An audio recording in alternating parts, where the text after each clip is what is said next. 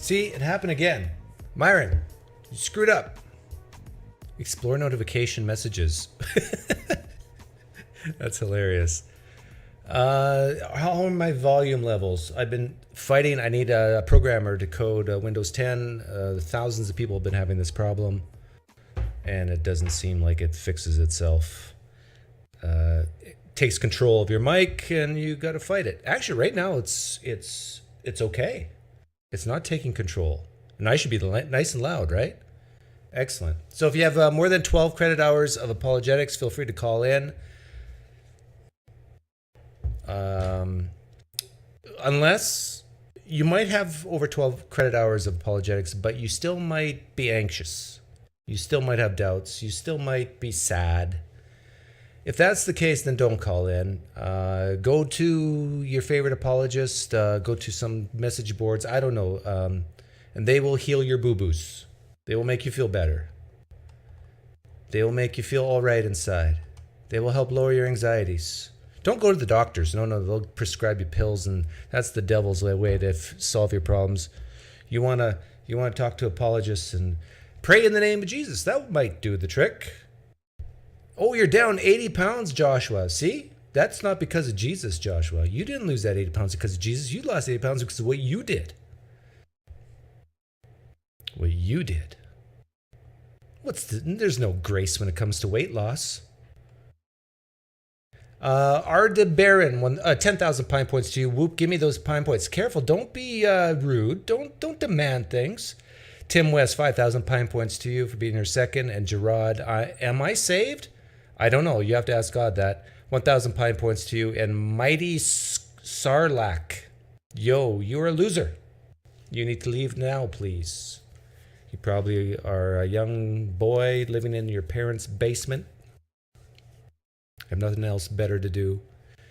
By the way, a lot of Christians think that most of the people in my live stream and in the comments are just horrible, terrible, terrible people. You guys need to be nicer. Why can't you be nice like me? See, even my mod here said the F word. Stop it.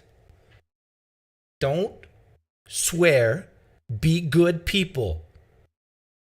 Don't have tattoos, and if you do, don't show them. Don't wear man buns, and if you do, wear a hat backwards. You got to be on your best behavior when Christians are around or Muslims are around. They're going to call you a troll and think you're just silly. Come on, guys. Get it together. Don't make me, I've already had to boot some of you. Don't make me do that. What Christians really need is they need to know that they're loved. That's why they're Christians. For God so loved them that that Jesus died for them, that if they believe, them can be saved. So if you want to lead people out of Christianity, you need to love them. Like the love only Dawkins can give. For Dawkins so loved the world that he gave his only career, that whosoever shall believeth in evolution so shall receive reason and rationality. Did you see CC's stream today? Remind me of why you dislike philosophy. No, I haven't seen it, but I'm sure I wouldn't like it. I guess I need to give you the link, right, for the Theist with more than 12 credit hours. By the way, what's your name? Erik Manning. You're welcome to come in. I learned something about Erik Manning the past week. You know what I learned? He's sensitive. He's a sensitive guy.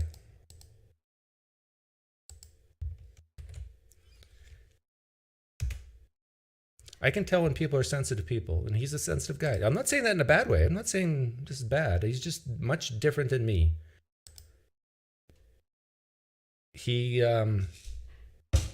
feels the pain of boo-boos more than I do. He used the word gaslighting to me the other day. Like, as soon as I hear someone, and I'm talking to you atheists as well, as soon as I hear someone throw out the word gaslighting, I'm like, come on. Are you using this as an excuse to say you don't like what you're hearing? Gaslight me. Do it. I beg you, gaslight me. It can't be done. Well, you can try. Put yourself in a situation in life where you cannot be gaslit. Doug, how do I get this power that you speak of? What do I do to gain this special power that I cannot be touched emotionally? I don't know, live to age 50, get kicked in the gut enough, realize you're dead already and you're just walking around. Maybe that helps. I don't know.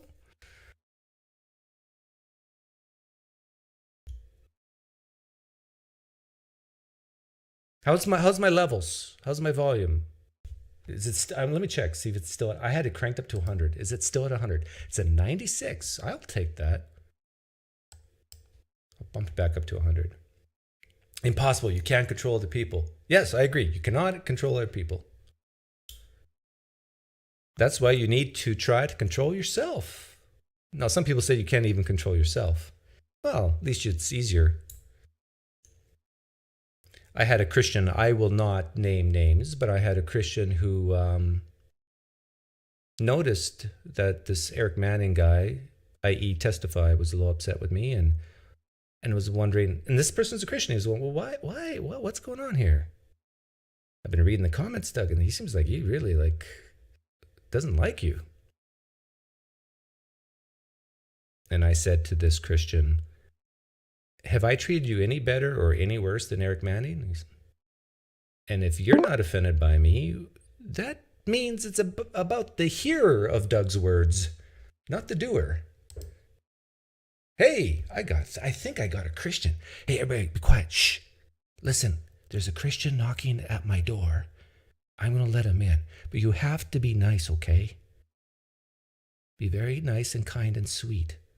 Understand? Okay, here he comes. Shh, shh, shh. Hello, Jesus Save. Are you there? Jesus Saves. Are you there?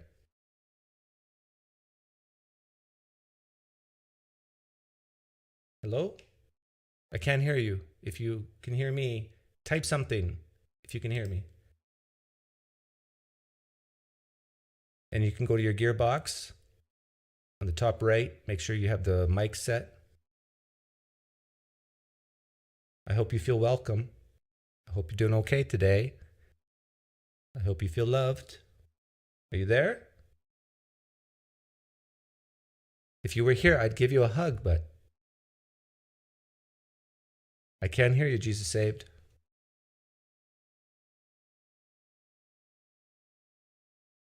Maybe if I type, he'll say, can you hear me?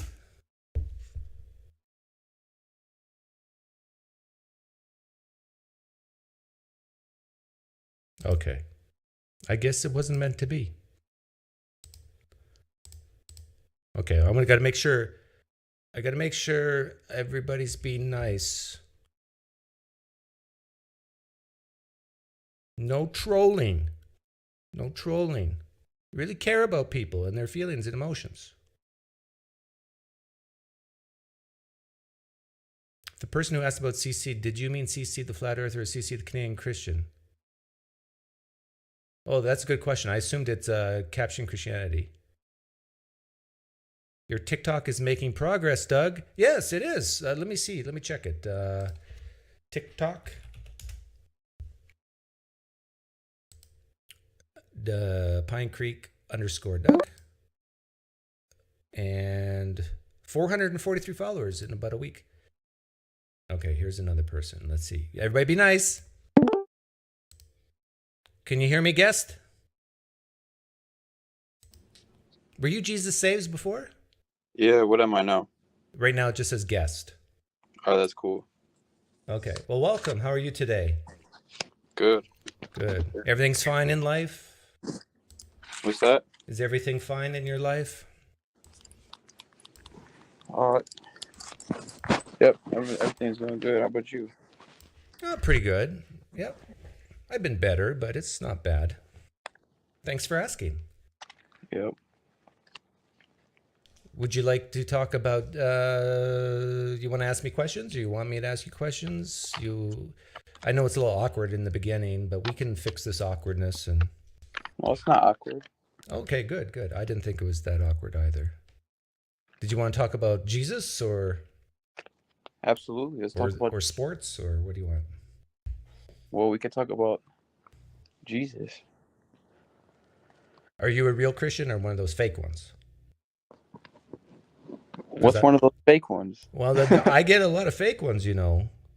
You do? Yeah, I've had fake ones come on here and really disappoint me. So I'm hoping that doesn't happen. Come on, man. Why are you the judge? Oh, I know the scriptures, so I know you can judge. See, a true Christian knows that just because it says "judge not, yet lest ye be judged" doesn't mean you can't judge. Right. There's different interpretations, but the thing is, it's just the measure of judgment that you give will be given back to you. Exactly, and I'm willing to take it. So I'm going to judge some people. So, and I'll judge you, but so far I have no reason to judge you badly. Do you have Google at your disposal right now? Google, what's that? Yeah, I do. All right. Can you look up the 7 deadly sins? Oh, is this from the movie? No. Have you seen that one with Brad Pitt? No, I've heard of it. I haven't seen it. Oh, you got to see it. It's great. This predates that. This is where that title got its inspiration.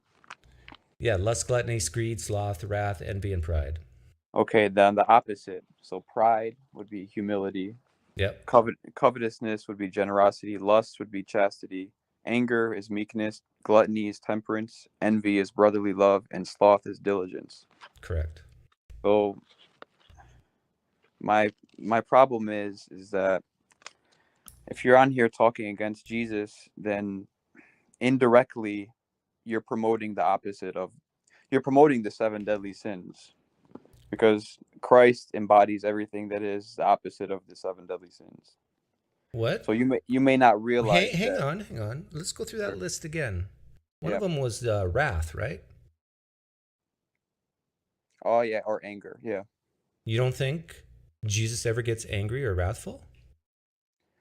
So anger and meekness would be the opposite of that. Do you think Jesus gets angry or wrathful? Not if it overtakes meekness, not unrighteous anger. Okay, not unrighteous anger. So you threw an adjective in front of it. But he can still get wrathful, right? It's righteous wrath. So yeah, that's a good one. Let's talk about anger, and the opposite would be meekness. Right. But I'm saying That's a great thing to talk about. Wrath and anger in itself is not bad, and Jesus himself promoted it. He did it. He wasn't. Yeah, but it's all within the cardinal virtues of justice, fortitude. Yes, right. Yeah, because whatever Jesus does is good. But one of those good things he did was be wrathful. What's an example of that? Oh, when he overturned the money changers at the temple, remember? What did he do wrong in your eyes? Nothing. Nothing. I'm saying this is good. But I'm saying he was angry. He was wrathful. No, I can tell by your tone. You can tell by my tone what? Come on, man. What?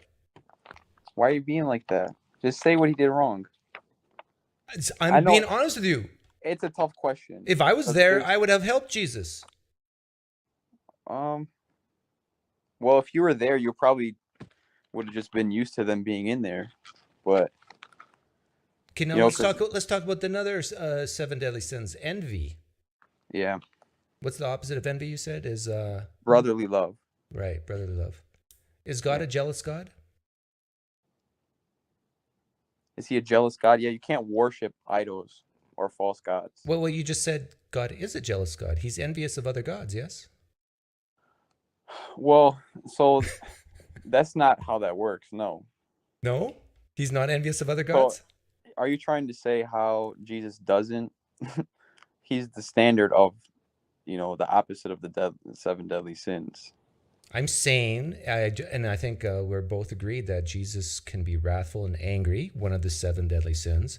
So that doesn't mean it's deadly and it's bad. You can be wrathful and angry as long as it's righteous. You can be envious as long as it's righteous. I, the Lord your God, am an envious God. We now have 2 out of the 7 deadly sins that apply to God. No. Yes. No. Yes. It's not any anger, and envy is different. Envy is different from God not wanting you to worship an idol. That's different. Envy. It's different. Yeah, envy is So as long as it's the right type of envy, then it's okay, right? No, because you're speaking of God. Right, we're speaking of God. As an uncreated thing. I'm just curious. Can you I know you're smiling, I can't see your face, but can you actually hear yourself special pleading, or is it oblivious to you? Doing what? Can you hear yourself special plead? Like, what's that mean? That means, like, you say, you have this idea in your head that Jesus is the opposite of the 7 deadly sins, and that when I critique Jesus, what I'm doing is I'm promoting the 7 deadly sins. Have I steel-manned you correctly? Is that what you're saying? I'm not good with I'm not good with these terms like steel-man. I know. You know what? I appreciate that. I hate those philosopher types with these fancy terms. I just like to talk. Yeah, me too. I just like to talk. But you came in here and said, hey, Doug, when you say stuff against Jesus, like you're promoting the 7 deadly sins, and here's the 7 deadly sins. And I think in an indirect way, because I don't think that you want to promote those things, but, you know. I know. But I've now knocked 2 of them out of the park here, where God has examples where he's both envious and wrathful. 2 of the 7 deadly sins. So then you're left with saying, well, okay, maybe it's not always bad. For humans to do? Well, that's so God. It's not that God can do the 7 deadly sins, but God is the one who judges you by this. So it's not like. Can I ask you the most important question you'll ever be asked in your life? It's kind of confusing. Like, where are we at right now? Like, what are we?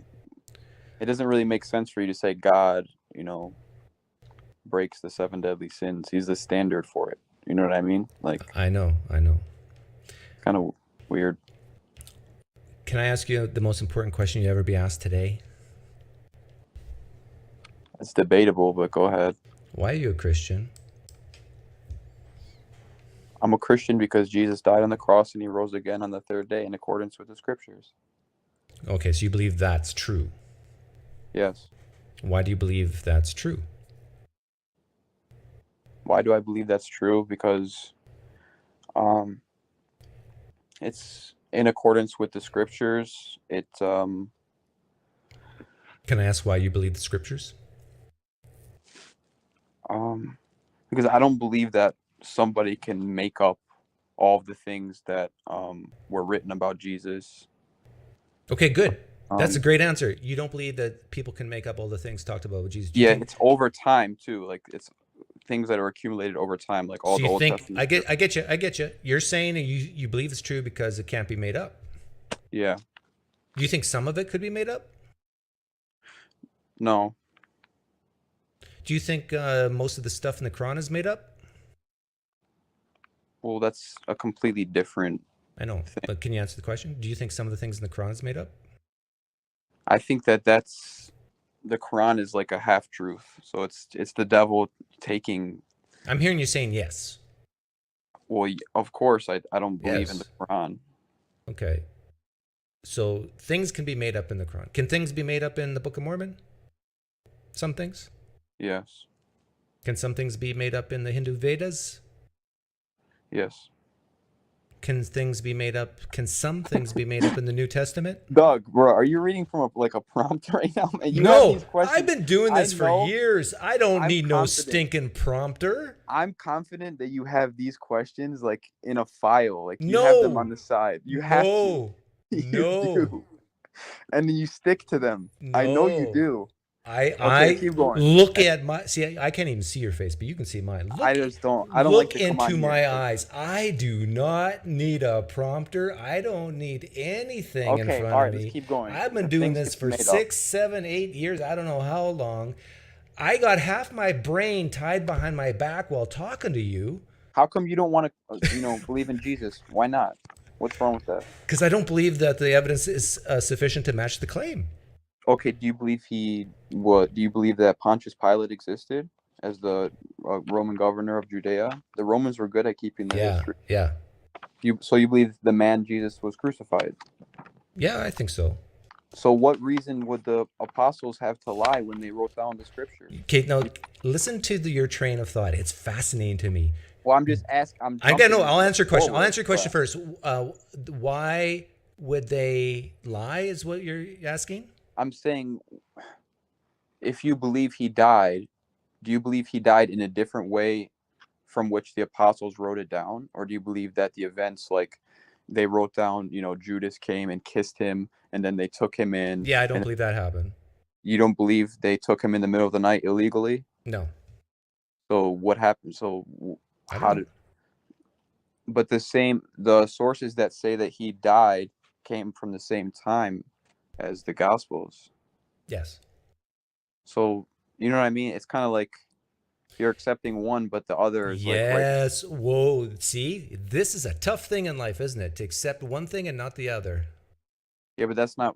Do you think it's wise to? We're being specific. Would you think it's wise? Now, listen to my question and pretend you don't care about Christianity at all and you're not needy. Do you think? Come on, man! Don't ask me that. Do you think it's wise to say that some things in the Quran are true and some things in the Quran are false? Well, Jesus gave me the standard for that. Can you answer my question? Lean yes, lean no. Do you think it's wise to say that some things in the Quran are true and some things are false? Is it wise? Lean yes, lean no. It's not wise or unwise. Just. Do you believe some things in the Quran are true and some things in the Quran are false? Lean yes, lean no. Come on, man. Why you gotta do this? This is the prompter. You're going back to the prompter. May I ask why you are reluctant to answer that question? Because it's like you're setting traps for me. Yes, I'm setting a trap for you. I'm asking you to walk into it. Do you have the bravery to do it? I don't want to walk into a trap. Why not? Answer it the way I know how to answer it. It's not going to hurt. Well, why can't I just give my answer and it still be a true answer? Okay, what's your answer to my question? My answer is Jesus gave me the standard. He said that they'll come as a wolf in sheep's clothing, which means that it can have some truth. In so much, he said, that they may even deceive the very elect, meaning that they might have something convincing, but underneath it, they're trying to take away your salvation. That's what they do. They try to take away the fact that he died on the cross. What does this have to do with my question? Well, you're saying that can it have some true things and some not? Yeah. Yes, it can, but that's there you go. May I ask why you talked all this much when all you do is say yes? Because it's important to understand that it's not me saying that. I'm only following Jesus. That's very important, Doug. I don't care about what Jesus says right now. I care about what you say. I know, but I follow. Because I love you. Jesus. I love you. Come on, man. You don't love me. Thank you. I've been saying this for years. Don't tell people you love them. See, the love bombing thing doesn't work for guys like you and me, right? We do. Christians, we do. We do what? We do love everyone as Christians. Oh, you do love me? Of course I do, bro. Ah, stop it. Come on, man. I want to see you saved. I want to see you believe in Christ. Why do you want me saved? Because I want to see you in heaven. Why? So you can explore the glory of God. Explore? For eternity. That'll take a week. No. He'll keep creating settings and show you the history of everything. Oh, really? And it's endless glory. Hang on. He'll keep creating new worlds for me? Not worlds. We can't say worlds. Settings. He'll keep creating new settings for me? That's just what I think, yeah. Oh, I was about to ask you where you found that in Scripture. No, man. It's just heaven obviously is going to be something beyond our imagination. But that's speculation. Yeah. It's hard to imagine what's without evil right now because we're in such an evil world. But can I ask you a different question? Let's get back to the topic. Yeah, let's get back to the topic. Would you say you need Christianity? Yes, absolutely, man. And then your volume dropped for some reason, but I think it'll come back. We need it. There it is. Now your volume is back. Okay, why do you need Christianity? Because the God of the Bible is true and you need him. Why do you need that truth? because if you let go of it, you'll fall into sin and destruction and follow the devil, who brings destruction and death. Okay, so you're saying physically actually die? Like if I don't become Christian, you're more likely to outlive me because of not being a Christian? No, you're going to do things that'll either bring death on yourself or others. Like what kind of things? There's a list of sins, man. I mean, if you don't think that doing something is wrong, just like abortion, Do you think, okay, then okay, you go do hang it, on, and hang now on. we lose all Okay, those I get you, but I have the We lose question about 100 million this. people. Yeah. Are you seriously saying that if I don't become a Christian, I'm at a greater risk of killing people? No, I'm saying bringing death is not only killing people. Bringing death means you can ruin someone's perspective. You can lead them down the wrong path and then cause them to lead others down the wrong path. Okay, but You don't. what's this path you speak of? What's this wrong Okay. path? You want like examples? Sure, give me one specific example.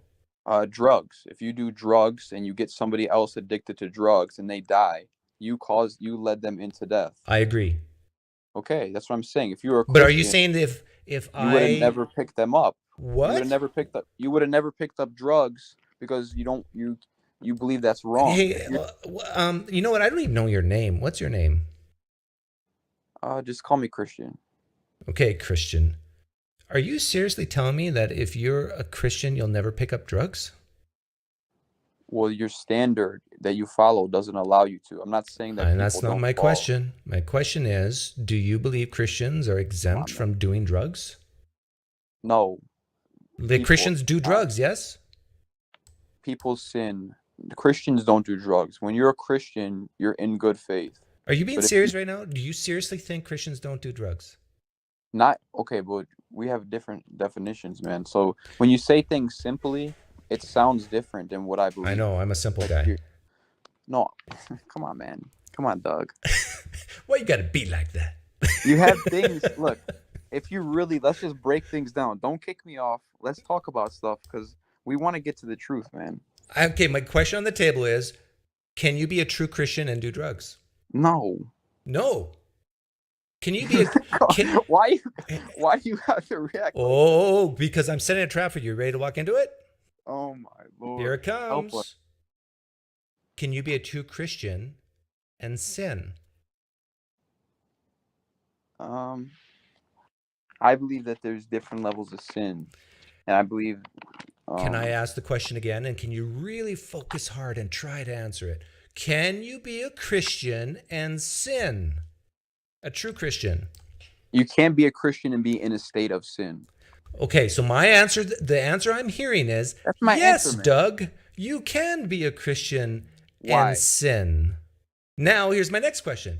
No, can you be a Christian, a true Christian, and do the sin of doing drugs? I said you can't be in a state of sin if you're a Christian. You cannot. I didn't say you can. Okay, I'm not worried about what state you're in. I'm asking, can you actually commit a sin as a Christian?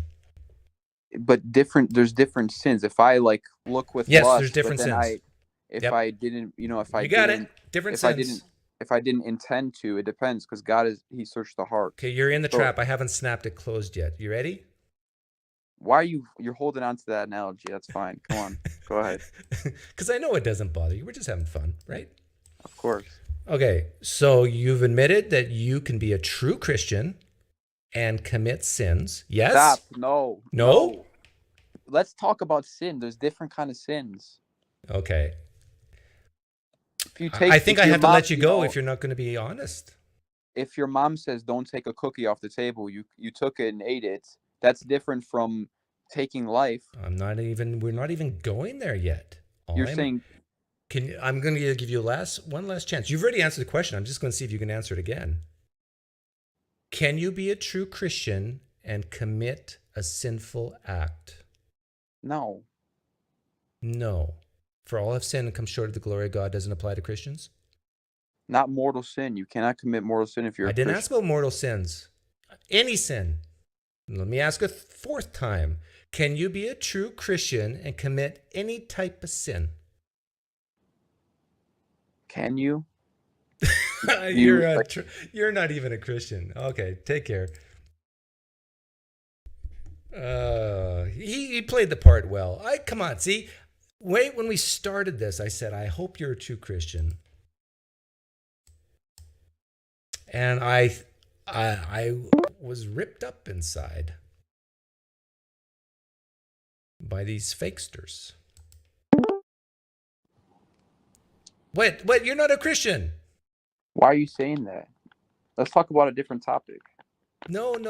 You're not a Christian. You're pretending to be one. I'm not, dude. Okay, show your face then. I just went to church today. Show your face then. If you don't show your face in 10 seconds, you're gone. Come on, man. 10, 9, 8, 7. Why are you making me 6, show my face on the internet? 5, 4, 3, 2, 1. Bye-bye.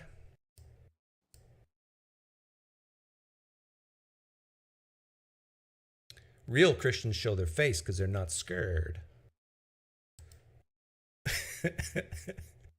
PineCreek, I want to call in, but you cut me off pretty quickly last time due to another call. So I don't know. Yeah, call me. Oh, you're the Zoroastrian? No, I don't care about you. Do not care about you. I don't care about Zoroastrians. You know why? Because they're so precious in my sight that I want to keep them all alive. Unless you got something interesting to say, you can try on it. You can try coming on, and if you keep me interested, I'll keep you. If you don't, you don't.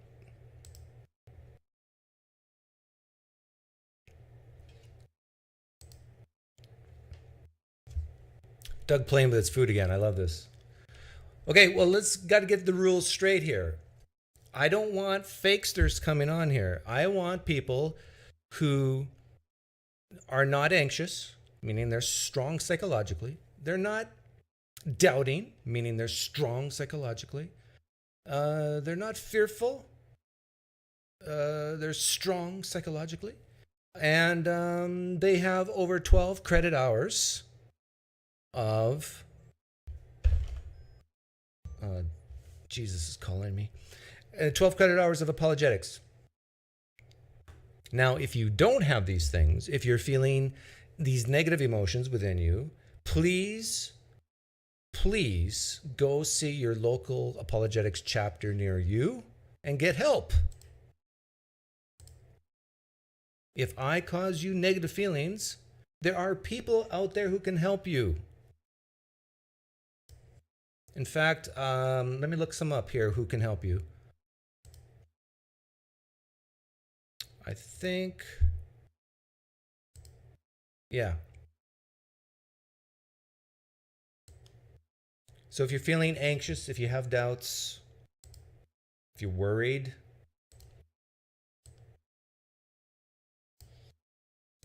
let's see here.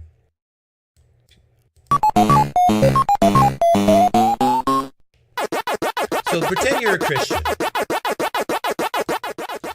Pretend you're a Christian like Erik M, and you meet a guy like me. And you have a little talk. But then I ask a question that traps you. You feel bad. You feel sad. Now, you've got many options of where to go. You can go to J. Warner Wallace, the cold case detective guy. See, but Erik doesn't like him because he's not biblical enough. So then he goes over to the next guy. But he doesn't like cross-examine. I mean, he's all right, but a little too pretentious for him. So Erik, feeling bad for the trap that he's been caught into by PineCreek, commends his search for apologetic help. Lee Strobel. No, not going to cut it. The quest continues.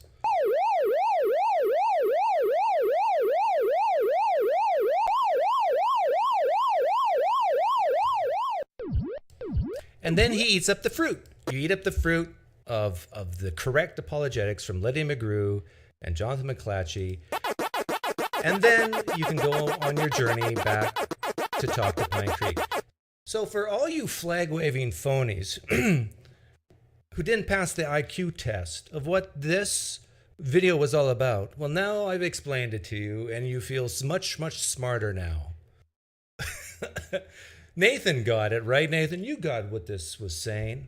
Okay, someone's trying to get in here. Don't leave. Please don't leave. Because I love people. Oh, yeah, it's the same loser. Okay, he's gone.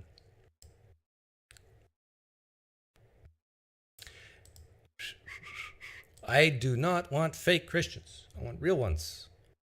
And just like I know who's gay and who's not a gaydar, I have Christianar. You can try to fool me. If you're gay and you want to pretend you're straight and come on and try to fool me, no, I got the radar.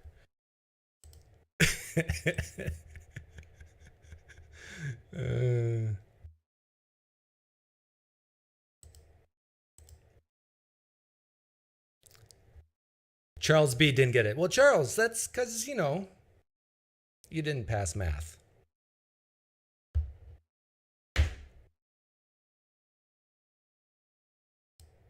I bet you anything Eric got it. If you watch the video of what got Eric into apologetics, what got Eric Manning into apologetics was exactly this type of thing, where he got into a conversation with a non-Christian, felt bad feelings. I got to be very careful what words I use, otherwise they think I'm being bad to them. But he had bad feelings. It sucked. It was terrible. And this is my opinion. Well, he basically admitted it. This is what got him into apologetics. He started going around looking for love in all the right places to help him not feel stupid for what he believes. And then, so now once you have more than 12 credit hours, you can now return and talk to guys like me.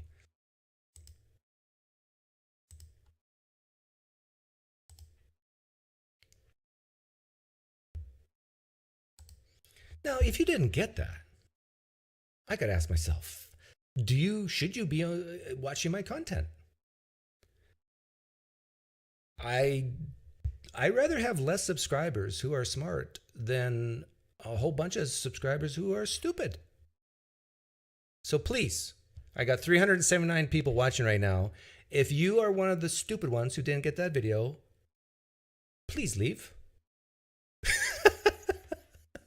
How many YouTubers say this? Go away and learn to think, man. Where did the Mike Myers accent come from? I still love you, though. I still love the stupid people. I just got fake people who want to come in.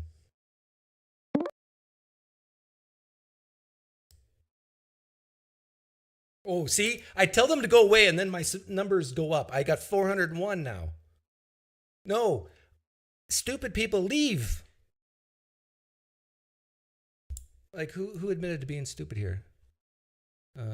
Charles B. You did not pass the test. You're worse than coming in fourth place. You're an English major. Oh, that explains it. English majors. I mean, I gotta be careful what I say. My father-in-law was an English major, but he's dead now, so I can say it. English majors, come on. Now, if you're a French major, parlez-vous français? I mean, then you got a language to major in. Okay, I think we got a real Christian. Do we got a real Christian this time, Ryguy? Hey, sorry, I had to close the YouTube. Yeah, no problem. But I'm getting a good feeling about this. My spidey senses tell me you are a real theist and not a pretend one. Am I right? I don't know. You can't know my mental states. You gotta figure out yourself. I don't know. Okay, that's true enough. Christian, Muslim, Jew? I am semi-Orthodox Christian, but I struggle. I'll just be honest. The biggest thing I struggle with right now is justifying my personal canon. Like, how do I justify the Christian canon? I'm not Catholic, so I don't really have a good methodology for doing that. So I'm You like, think the Catholics do?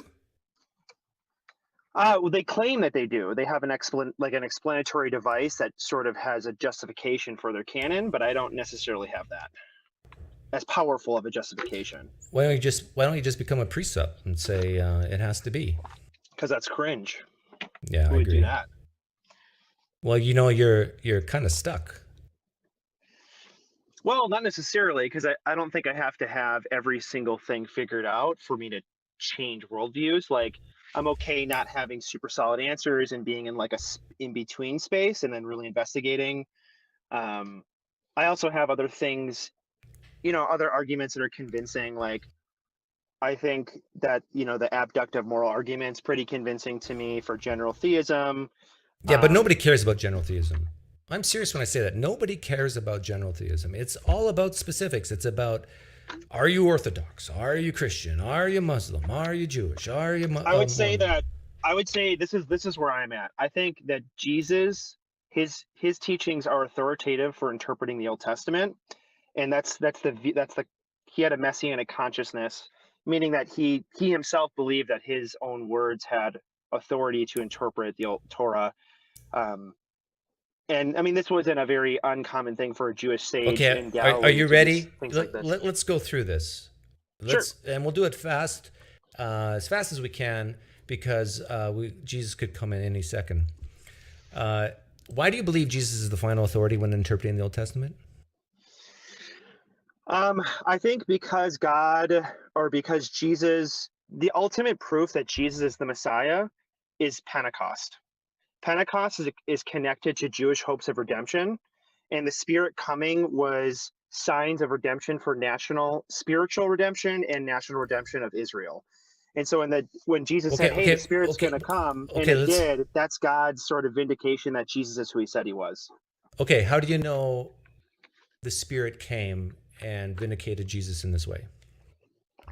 By reading Luke Acts, I think that I have, and based off what was shared there, I trust the account of what Acts is giving me. Why do you trust that account? That specific account? Mm-hmm. I think I trust it because, much like when I pick up the newspaper and I read a story in there, unless there's really huge defeaters in my face to sort of undercut things like that. Good. Are there any major defeaters in the newspaper called the Gospel of Luke? Yes. One obvious one is the census of Quirinius. Luke intentionally misplaces that to create a geopolitical context for his authors. That's not a good defeater. That's like it's a defeater, but it's a small one. I mean, yeah. And then there's also Gamaliel, Theudas and Judas. He misplaces when those events happened in defense of the early nascent Christian movement. So Luke puts that into the mouth. He uses Gamaliel as a mouthpiece, much like Josephus does with Eleazar at Masada. He sort of uses him to kind of move the story But Ryguy, along. you're missing the big picture here. You and I live in the United States, right? Yep. We're products of the Enlightenment, whether we like it or not. You're right. We are. Right. We're not Eastern thinkers. Right. Good job. Excellent. So here's the problem. When you read a newspaper, when I read a newspaper, and within the newspaper it says, Mr. Smith, living at the corner of... We can trust it because that's the method of history that we're all working off the same method of history. The ancient authors are not working off the same method of history as we are. Okay, I'm just making a point here about the newspaper. If you and I read a newspaper and it says in the newspaper that a guy named John Smith walked on water, you don't believe it and I don't believe it. Am I wrong?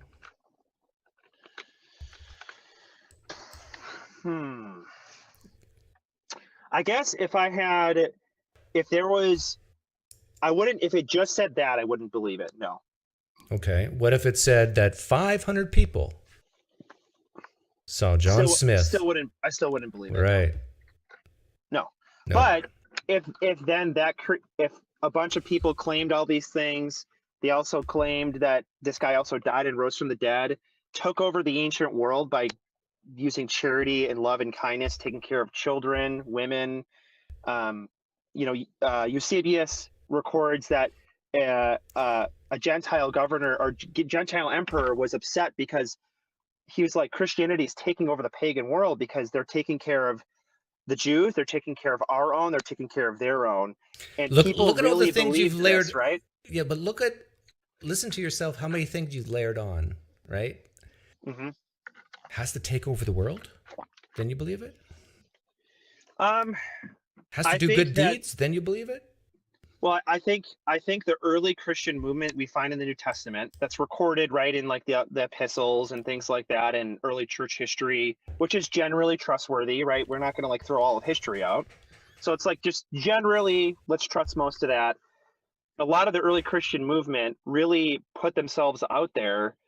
I mean, look at what happened to Paul. Like everyone freaking hated that dude, and he really believed these things, that he had a vision. And I think that, to me, coupled with, and I'm a Reformed epistemologist, so that coupled with my personal experiences, I grew up Pentecostal. Unfortunately, Pentecostals are historically anti-intellectual. We got to fix that. That's terrible. Pentecostals get on the pulpit on Sunday and they preach a bunch of nonsense.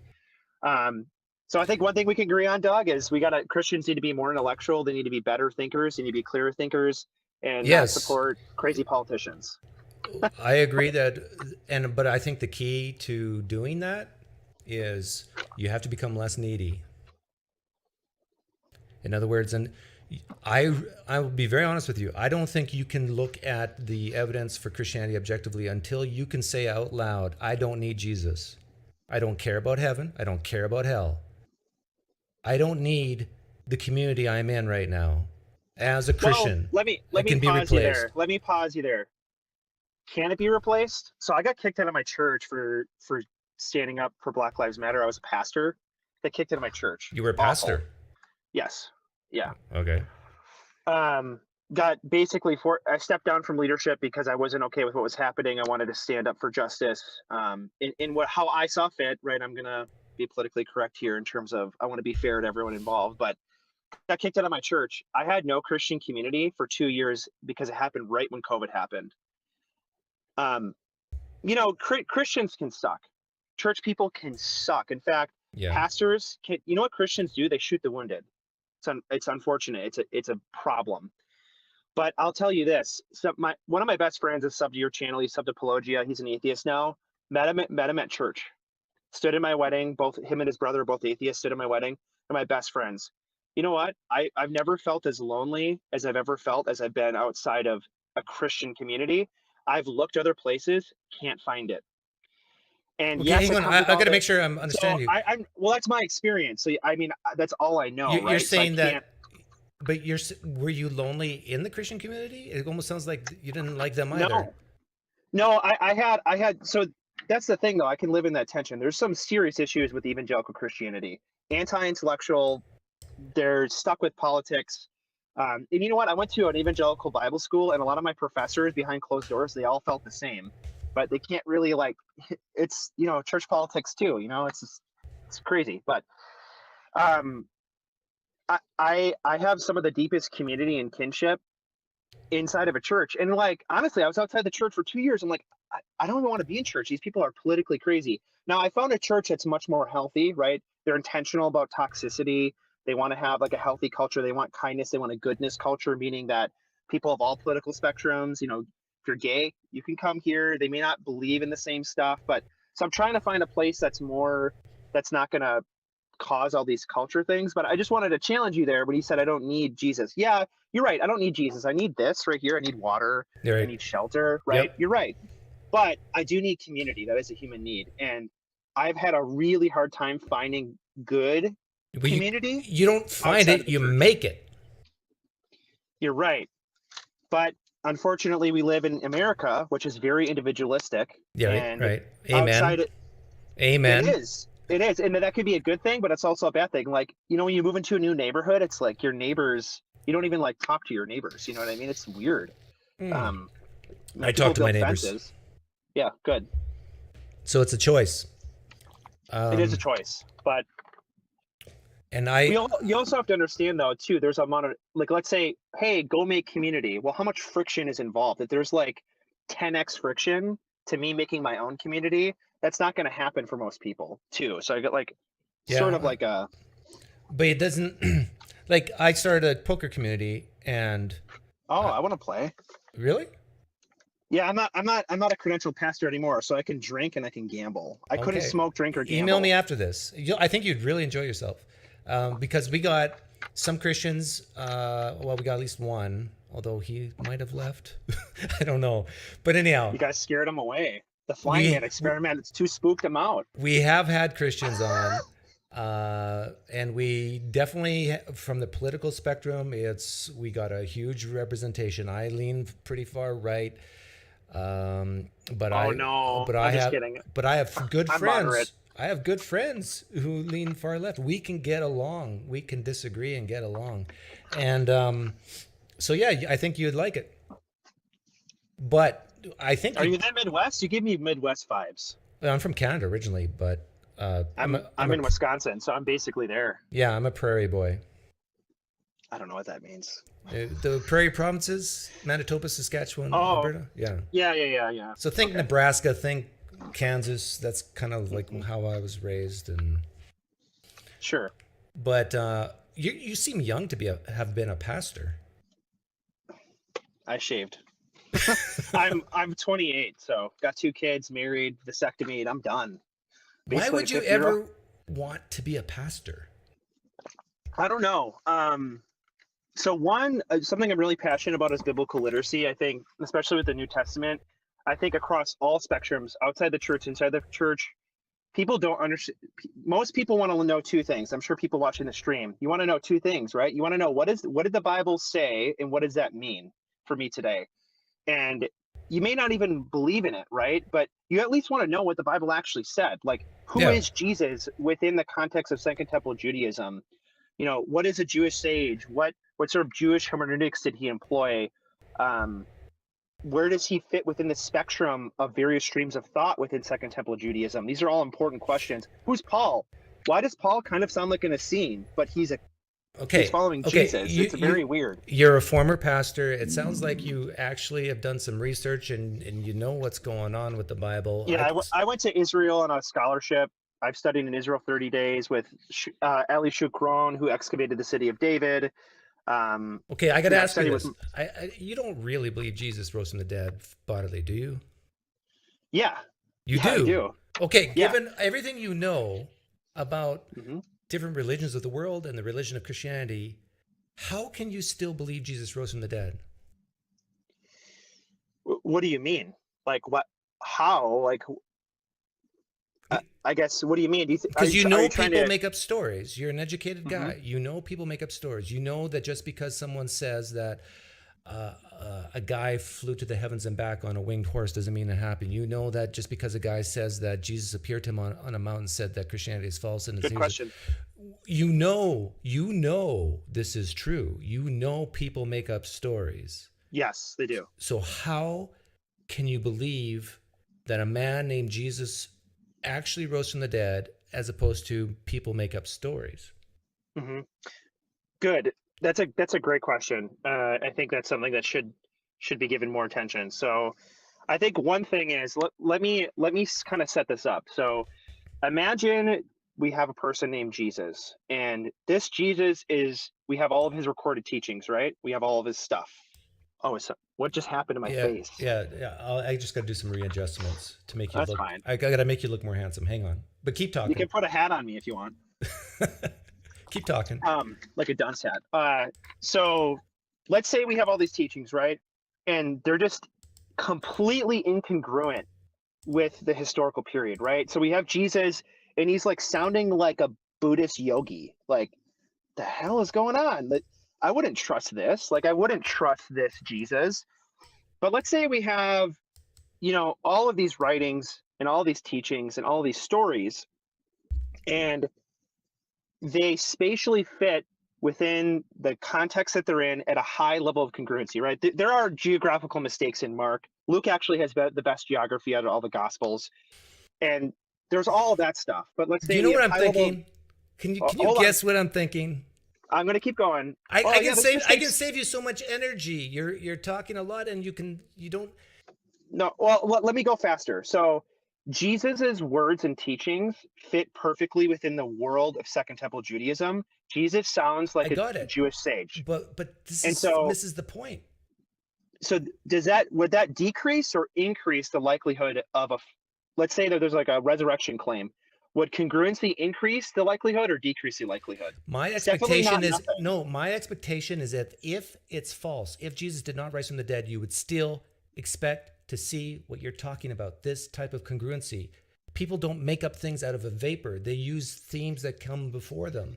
You're right. That could happen, but with what we know, because we can't go back in time, we have to sort of do a probabilistic bet, right? This is all probability. It's all epistemology. So if these teachings match within the worldview of Jesus as a Hasidim, a Jewish sage of the house of Hillel, because Jesus was a Pharisee, etc., and all these things fit in, his entire movement was preaching against the temple authorities and the corruption inside the temple. And we find out from the Mishnah and other writings. You really that think the this temple increases the leadership was probability a man corrupted. rose from the dead? You really think this increases the probability a man rose from the dead? Well, the question I have is, do you think that if we had two documents, two exact identical documents, and one had tons of like incongruencies, like Jesus sounded like a Western man, or one, he sounds like a Jewish sage from Galilee, That which does not one do you increase the think probability that a man rose from the dead. it increases at zero? Zero. That proposition in that same narrative? Zero. In Why? my epistemology, whether if something is perfectly congruent, has zero mistakes, has been transcribed and copied 1,000 times perfectly, does not increase the probability that a man has broken the laws of nature. Now, Okay.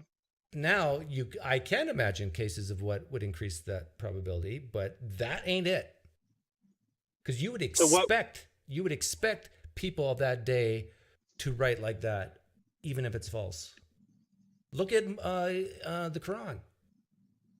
You can say the same thing. The Quran is congruent. They talk about the stuff that they knew of the time. Mm-hmm. Yeah. I'm a pretty weak apologist. I'm more of a Bible guy, right? I'm like a hermeneutics guy. So, but I still think the historical argument, the maximum facts and minimal facts, I'm like, I don't know. I'm guessing you Still don't really believe undecided. it. No, I do. You really do. I think the evidence of, I think the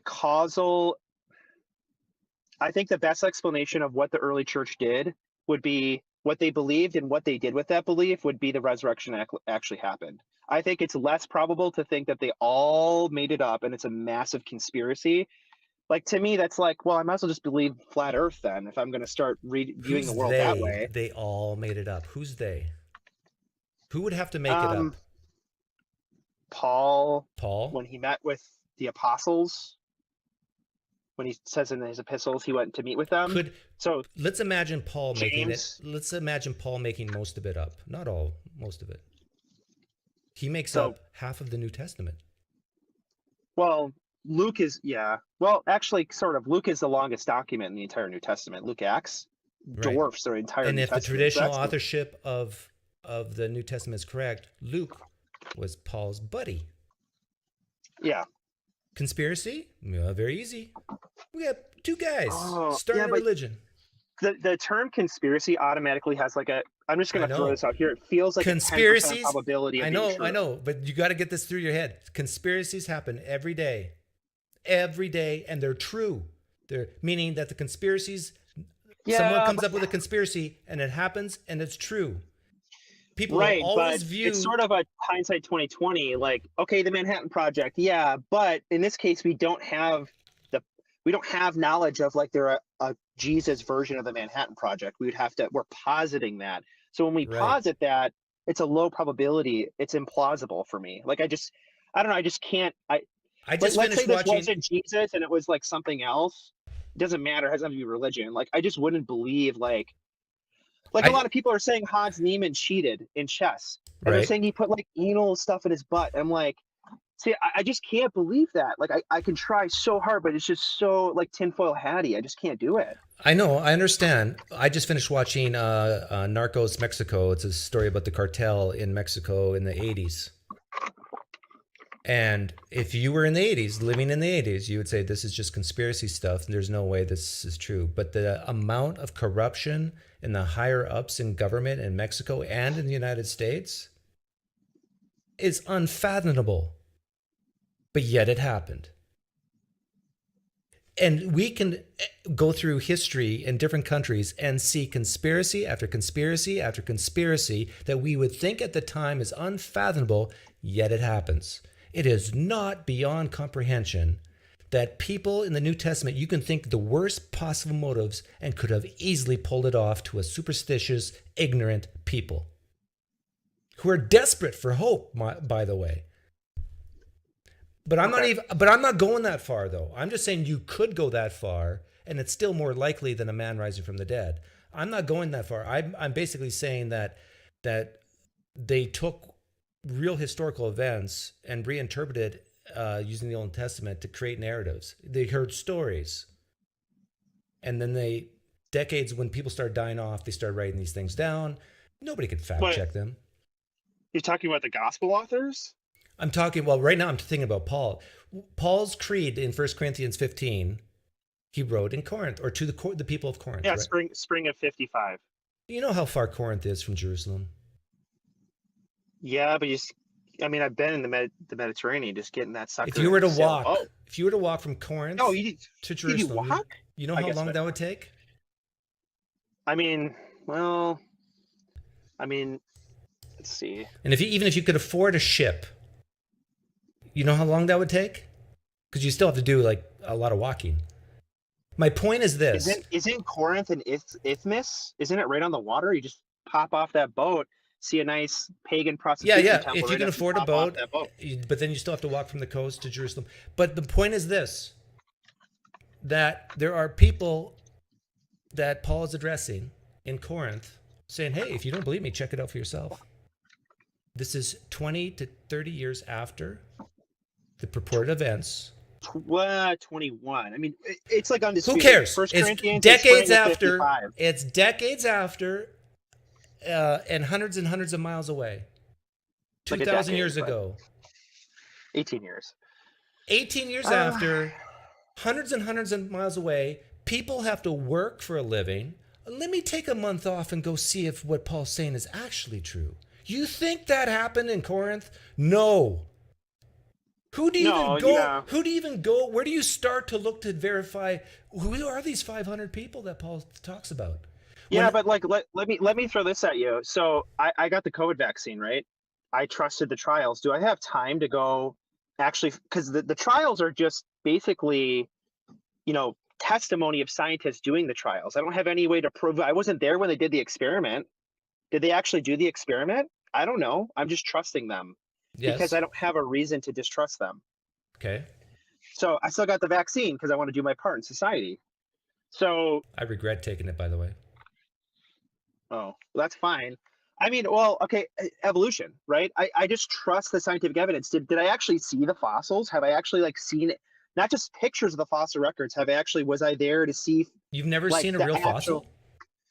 I've seen a fossil, but the fossil record is supposed to be a thing that helps. It's evidence for evolution. Okay, your point is, I hear your point. Your point is at some point you got to trust experts, right? Right, I just wasn't in there. I wasn't there for the scientific experiment. So if you undercut stuff like this, you have to necessarily undercut other type of testimony. At what level? Okay, you stop? I totally disagree with you, and here's why. And I think after I'm done talking for 60 seconds, I predict you're going to... I'll give you 60 seconds. I predict you're going to agree with me. The difference is this. Whether you're Jewish, Muslim, Hindu, atheist, Christian, whatever, people are agreed and converge onto that evolution via common descent is true. But that does not happen with Christianity. An Orthodox Jew, a Muslim, an atheist, a Hindu does not look at the evidence for Christianity and say, oh, let's all converge that a man rose from the dead. Done. You need to leave Christianity. You need to stop this foolish belief that a man rose from the dead based on that type of evidence. Well, I mean, that's not really a defeater. So what I'm What? trying to say is there's certain types of testimony that are more persuasive. I would say that we have more defeaters for other religions like Judaism. Well, actually, no. Christianity is basically Judaism. They're Can Jesus you didn't. address what I just said, though? Do you agree with what I just said?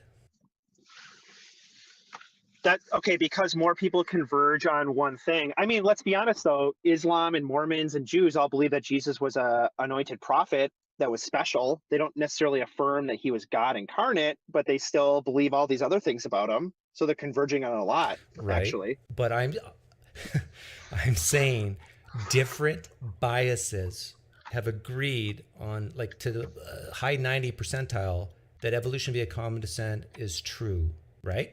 Different biases. Sure. Do Yes. different biases believe Jesus was God and rose from the dead? No. No, it's only Christians who believe But that. do people with different biases also disagree on Yes, evolution yes, being yes, true? yes, of Okay. course. But you get the point I'm making, and it's so profoundly common sense that the reason why Christians believe a man rose from the dead, the reason why they look at the evidence, the reason why they talk and say some of the things you're saying is because they need it, they love it, they've been raised with it, they've had some type of experience that they attribute to it, Yeah. and there's so much at stake for them. Oh yeah, a lot of people, of course, And it's 100%. not about the evidence. Yeah, and let me just do your favorite thing, a symmetry breaker. You know, there's a lot of atheists who have YouTube channels, and they just got lots of subscribers, lots of biases, and Not me. oh man, how does that symmetry breaker feel against you? I mean, I just flipped it on you. How could you just take that exact same claim and throw it at you and I mean, I to don't me, that's watch sort of, atheist channels. that's fine, but I mean, one could say, well, you know, if you're an atheist and you just have all these biases, PineCreek, because you have a YouTube channel and people watch you, and you know, so it's like Right. I So can't so how do we psychoanalyze lower that our stuff, biases? you know? I have that problem. You have that problem. How do we fix it? We fix it by listening to people who disagree with us. We don't say, oh, like Erik M from Testify says, turn them off. No, if you start to feel this uncomfortable feeling inside, you need to go run to your apologetics people Well, and get I think that's bolstered up. kind of not really what he's saying. I think he's saying, hey, if you have this belief and you really like it, it seems That you should kind know of about it. unwise to run with zero context of even knowing what you're, because a lot of Christians don't really know what Christianity Whoa, really is. whoa. Say that again. A lot of Christians A what? lot of Christians don't actually have a very good understanding of their own faith. They don't. How They're did they very become nominal. a Christian then? They grow up in it, or they have an experience that persuades them into it, and that experience is what justifies it. Okay. For a lot of maybe post-adolescent converts. Do you support me in this advocation that we should pronounce this to the world? Every Christian out there should declare from the mountaintops, do not become a Christian until you've studied all the evidence for Christianity, or at least, as much as you can. Do not become a Christian just because you went to a Christian rock concert. Do not become a Christian because you had this experience. Do not become a Christian because your mom and dad so. I need that pronounced from the rooftops. If you need a I can't do that. Yeah, right? I mean, why? Because I'm a Reformed epistemologist. So let's say I don't know anything, and I'm a blank slate, and I peer, and I have a spiritual experience, right?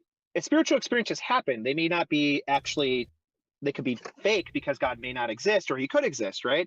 But if I base my belief in God off a spiritual experience, that's not irrational. That's perfectly rational. But you have defeaters for it.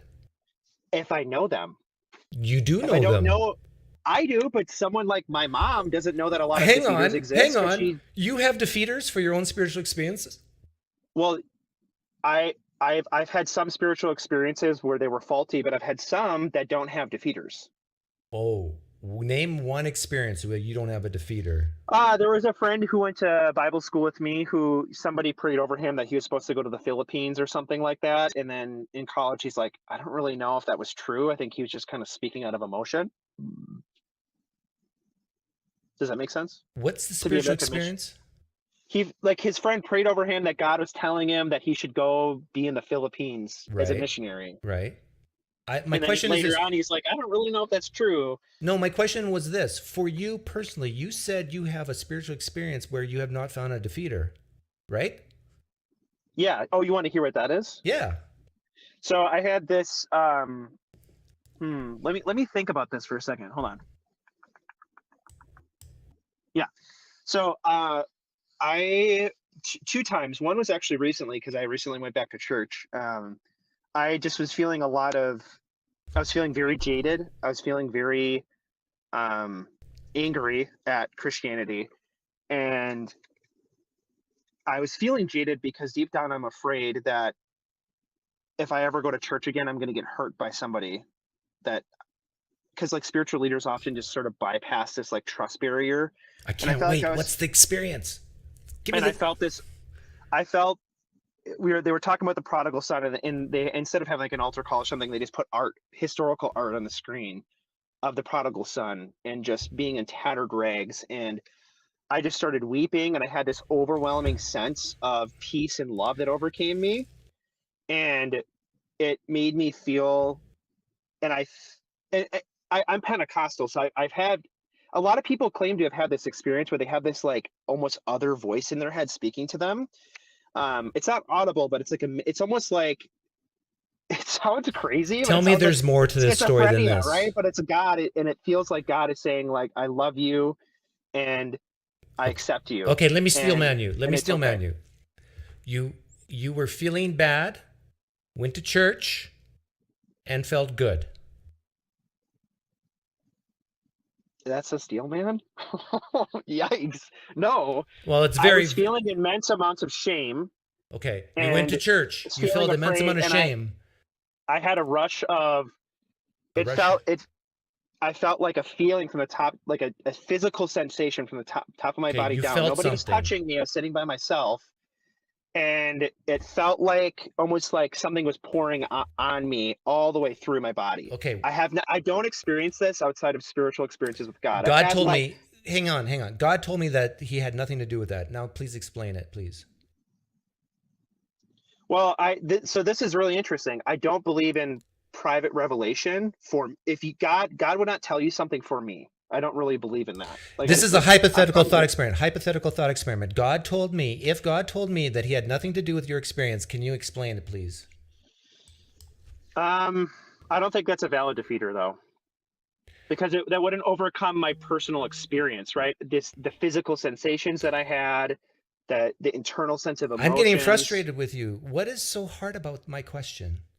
This is a hypothetical thought experiments where I'm telling you that it's true that God had nothing to do with this feeling that came down from your head. He had nothing to do with it. Now, here's my question. Please explain another explanation for what you experienced other than God.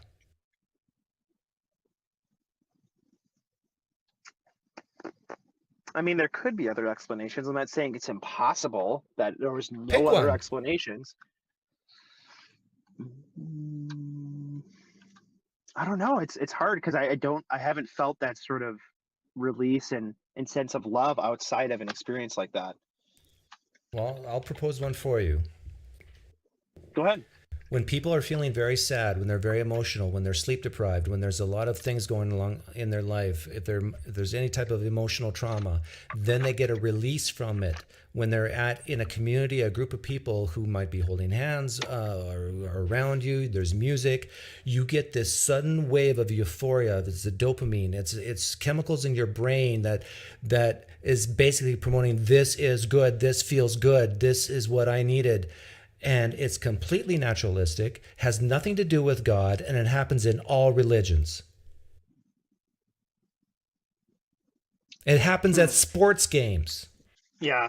Well, I mean, there is this sense of physical, like, touch. Like, I felt like just this overwhelming sensation across it from the top of my body down to I'm getting that sensation right now.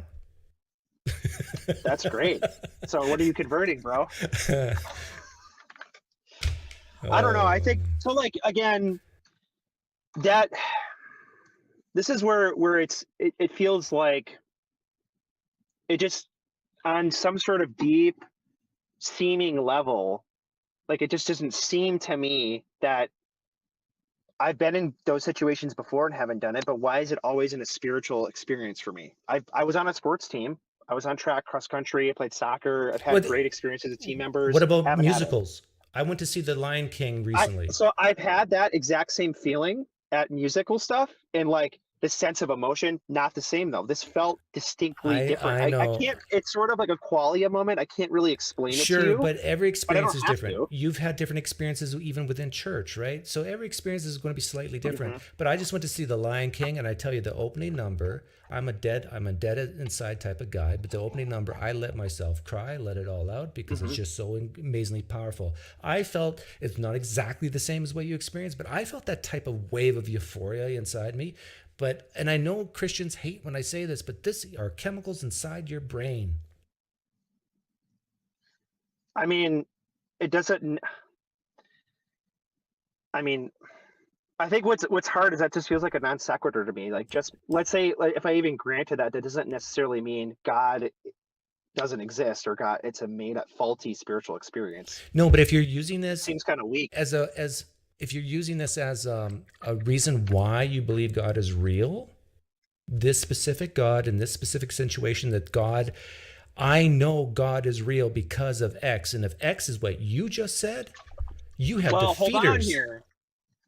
That's not the thing. Is though, is that does there a defeater? Can I say that feels implausible, right? So, well, you can laugh, but someone could have defeaters against atheism, and then you have defeaters, right? I wouldn't laugh at that. I would take you seriously. You've been duped by Plantinga. Dude, Reformed epistemology is legit. You could be an atheist and just I understand. rap Reformed epistemology all day. I mean, it's great. I understand the basics of it, but we're talking about. You should read a book on it. It's good. I understand, the whole Watching, thing. understand the basics is that I watched a YouTube video, or have you read a book on it? No, of course not, because it's baloney. Oh, what? It's like one of the most popular forms of epistemology among all types of worldviews. How many Christians adopt it? It's like calling evolution baloney. How many Christians adopt it? That doesn't matter. Well, if Who cares? What did you I'll just say say? one. I'll say two. William Lane Craig and Alvin Pike, two. You said it's one of the most powerful. I think you used the word powerful. What word did you use to describe it? It's one of the most widely accepted forms of epistemology. There's one of the more most than that, widely accepted, but yet most Christians don't use it, right? Widely accepted, don't use it? No, I never said that they don't use it. I said that you said how many accepted. I was like, I'll just throw a number out there because I don't know. It's way under 50%.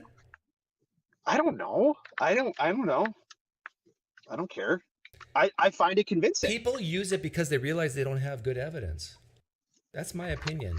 But the thing is, Reformed epistemology is helping you understand what evidence actually is. Ah.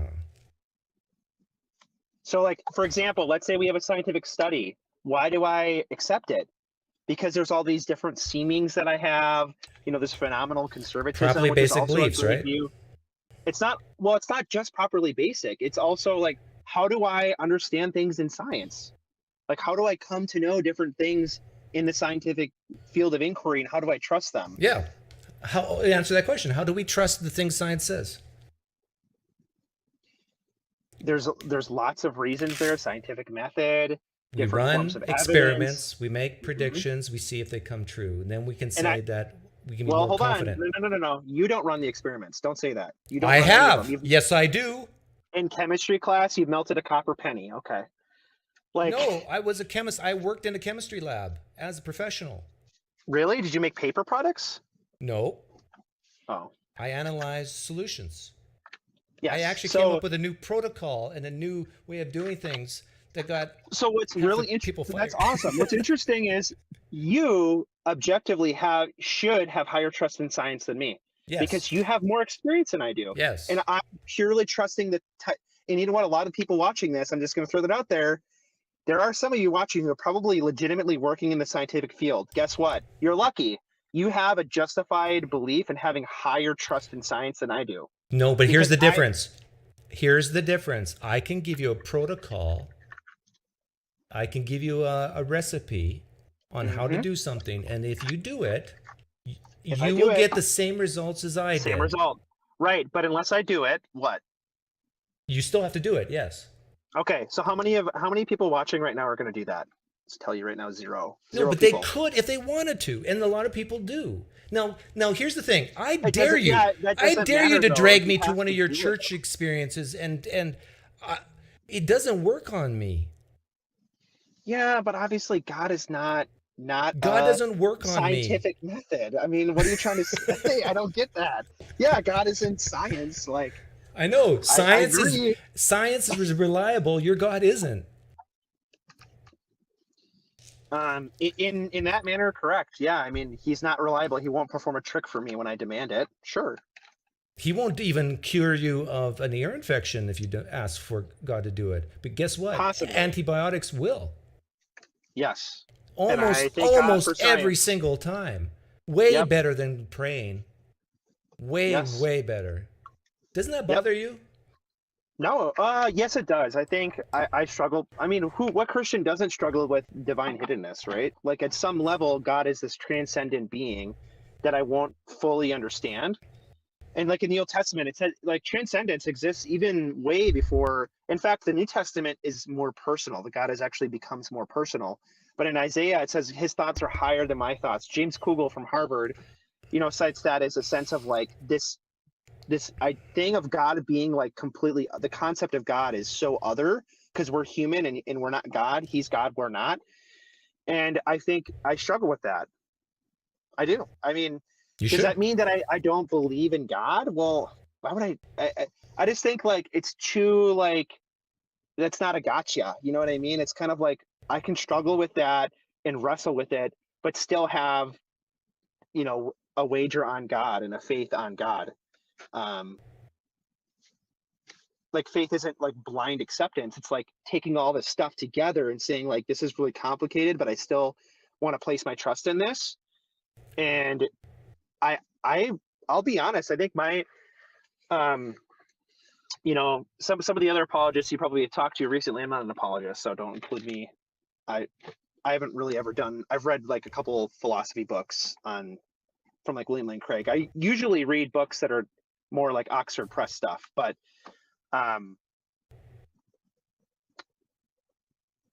what was I going to say? Oh, I have like probably like a 70% credence value in God, like in God and Christian theism. So I'm like 70-30, like 30% that God may not exist. That Because low? like,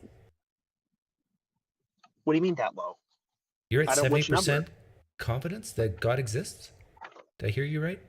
Yeah, like the Christian God specifically. Yeah, like 70 over everything else. Damn, that's like a slam dunk. I mean, like let's say you're a poker night, you have a 70% chance of winning. Are you gonna bet on that? Heck yeah, you're gonna win the pot. Let's Yeah, do it. but why aren't you at 90? I've talked to a lot of people, they're at 90, 95, Because there's just 99. lots of unknown things out there they haven't answered that other people might have answers for. They might not. I just don't know yet. And it could go up or down, but it's not like there is no argument that I feel like from a non-theist perspective that sort of is just like, oh man. I think the best one is the hiddenness argument. It's probably the best one No, but in what terms would of get like you to higher me. though? What would get you up to like 95? Increasing the credibility of the Christian canon. Like, how can I justify that as a Protestant and not become Catholic? That's one for sure. I think another one would be, well, I don't know what would get me higher. I got a good one for you. Think about someone who you know that's died in the last few years. You got someone? It would be resurrected. Don't you dare. No, do you got someone in your mind? Yeah, my grandma died, or my grandma passed away 2 years ago. Okay. Do you know where she's she's great. buried? Of course you do. Oh, God, don't you say this. You and I walk to her graveside. We pray in the name of Jesus. She comes bubbling through the dirt within seconds of us doing the incantation to God, just like other prophets did. I tell you, you and I would not be at 70%. You and I would be at 99. Mm-hmm. Guaranteed. Guaranteed. Yeah. And until that day, yeah, like for I'm example, at like I mean, less than all you're 1%. saying is, would you say that Peter probably had a higher credence value than like most people in believing, or in like maybe John and James? Believe So in you're what? just believing that like Jesus, who he said he was and was God, or was the Messiah and an anointed figure from Yahweh? Well, that doesn't mean it's true, but yeah, they can say that they believe Well, it. yeah, of course, we know that. That's not. Yeah. Okay, so Like you know, Peter, Paul even says that. He said, "You haven't even seen him yet, you believe." So he's already saying in the New Testament that certain people have much more higher justification in believing in Jesus. And you know what? That's fun okay. fact, Peter never admits that he saw the resurrected Jesus. Fun fact, And no one does other than Paul. In the first person. I, Peter, saw the resurrected Jesus. It's not in the New Testament. Never says, I, John, saw the resurrected Jesus. Not in the New you mean like Testament. he wrote with his own hand or something? Wrote with his own hand and identified himself as an eyewitness. What's an eyewitness? Someone who uses their eyes to see something and reports about it. We don't have any of that in the New Testament except for Paul. Did you know that?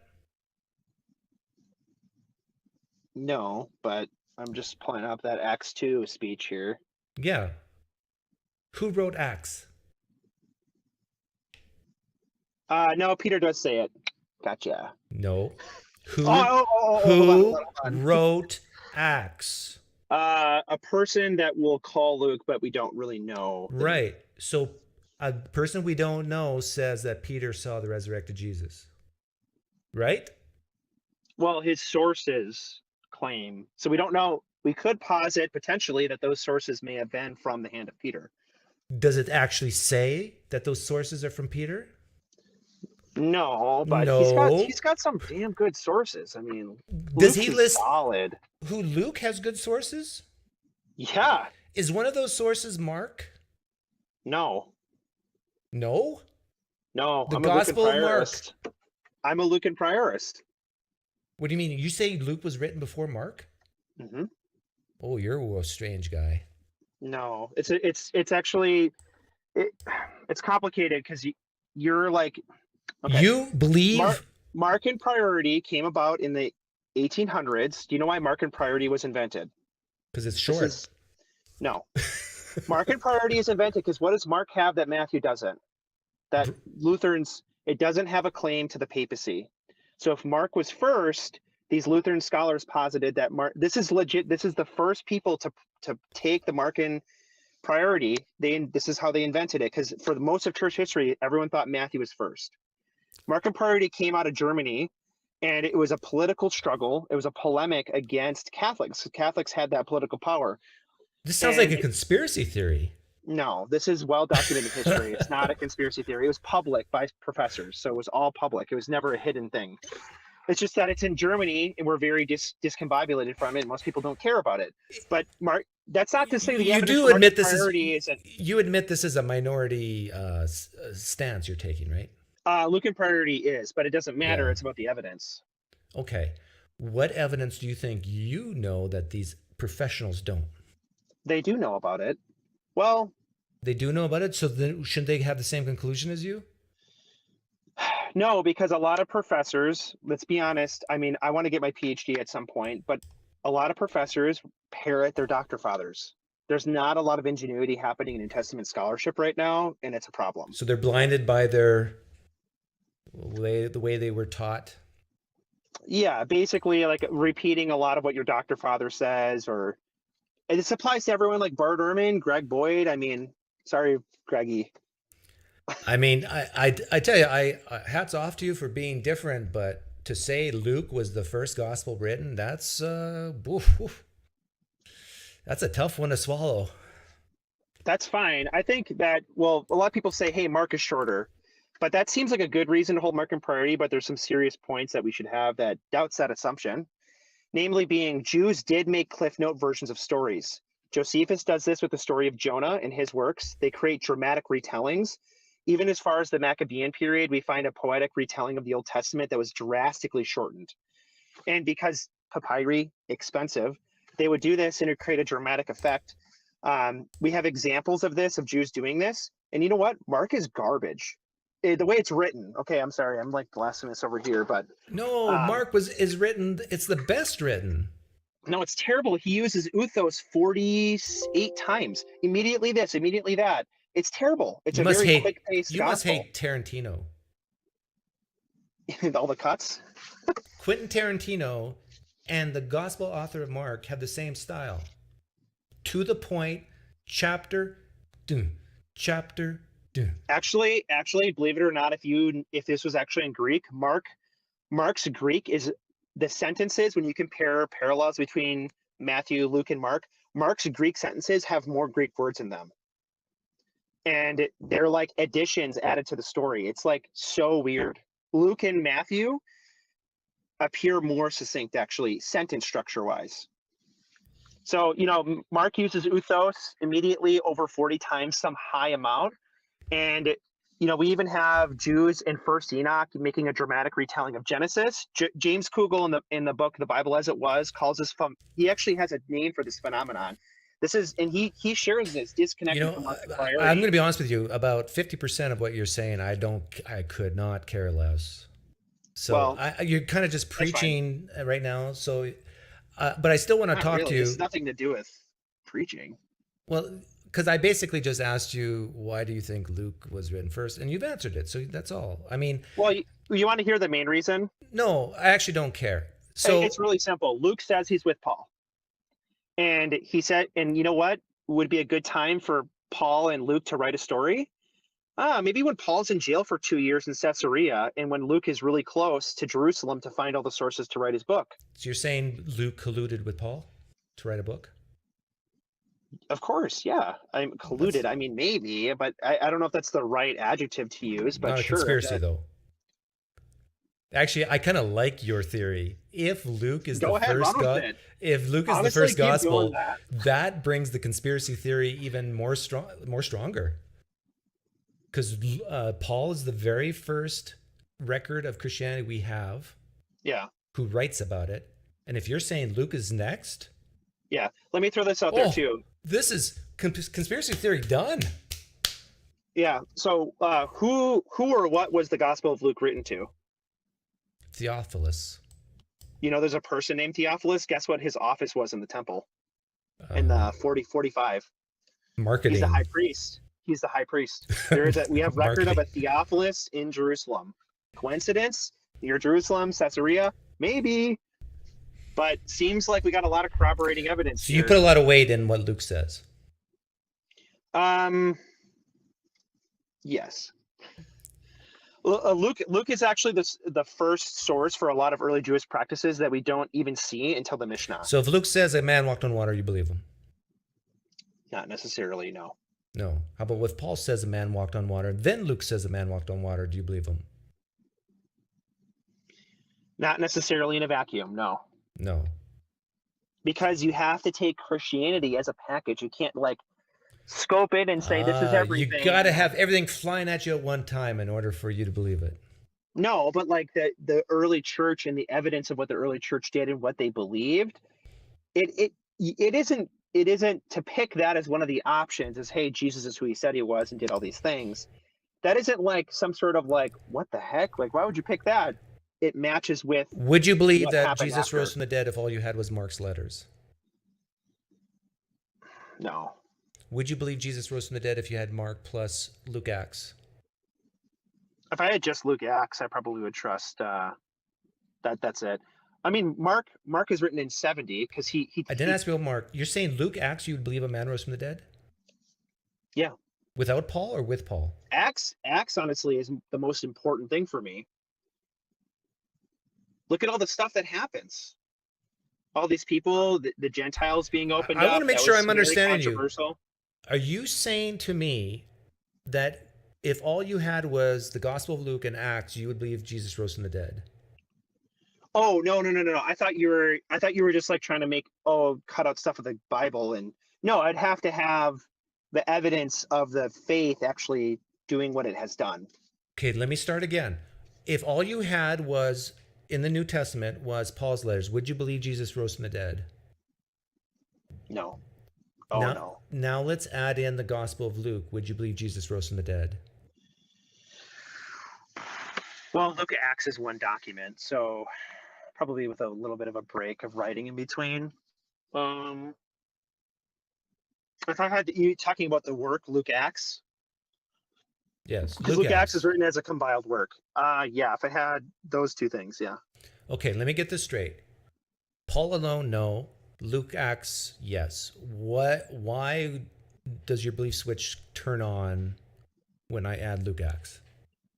Because I have evidences of who Jesus was and his teachings and his existence as a person, right? You could posit a person and completely fabricate them, Right? but if we have Jesus, his teachings corroborating who he was within the time period where he was born. Where's the things like that, corroboration if all you have is Luke Acts?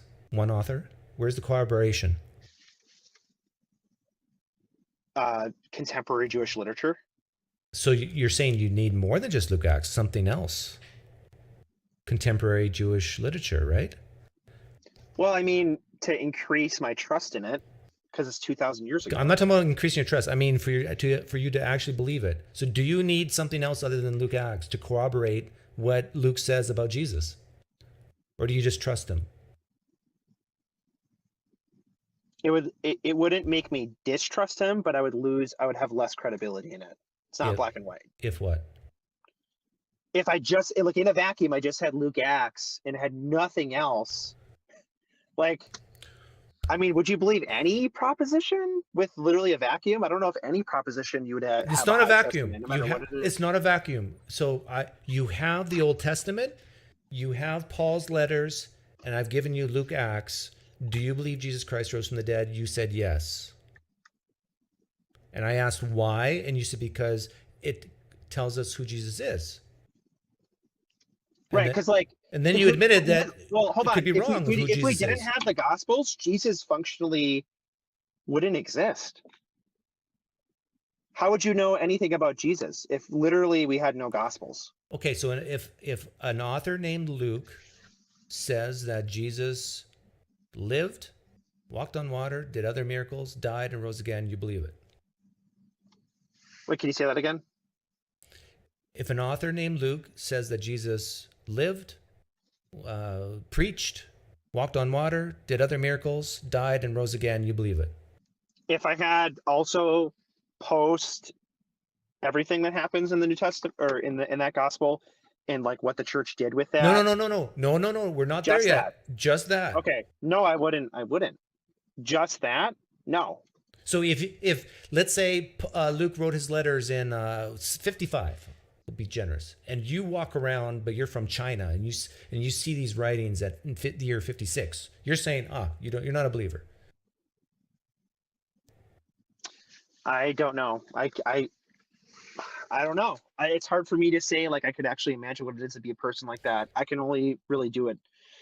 See, this is why I like the Flying Man Thought Experiment, because when I hear people like you talk about the context and the all the stuff that needs to be known, when you start looking at it piece by piece, you don't believe based on Paul.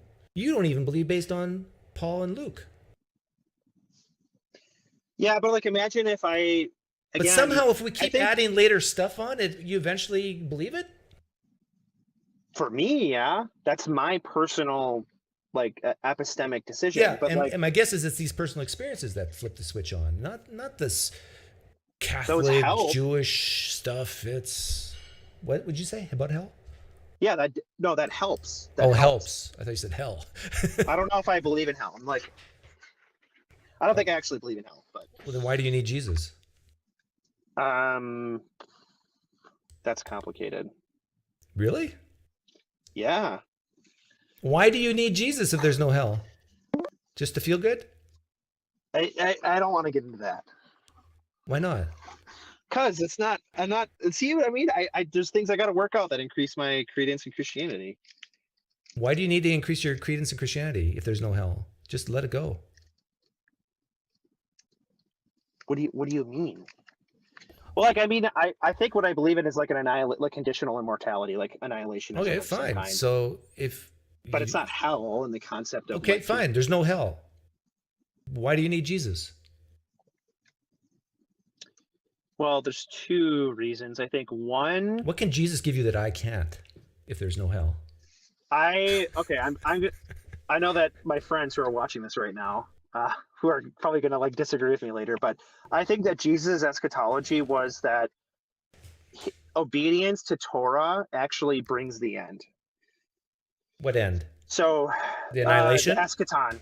No, the eschaton. So basically, Jesus becomes the ultimate king of the universe. So you want We the have end? Is that what restoration. you're saying? You want the end? I don't. I guess I'm not like trying Like to act. tomorrow, you're going to go to bed today. You're going to wake up tomorrow. Why do you need Jesus? I'm getting there. I can't explain it. I can't explain it if we keep tangenting. So I think that Jesus taught that he believed that obedience to his commands would bring about redemption. What I mean by that is, in redemption equals eschatology, Jewish hopes of redemption equal eschatology, restoration of Jerusalem and the universe, right? You see the new heavens and new earth in the New Testament where, we're not going to be in Christianity isn't escapism, it's redemption of this planet, of this universe.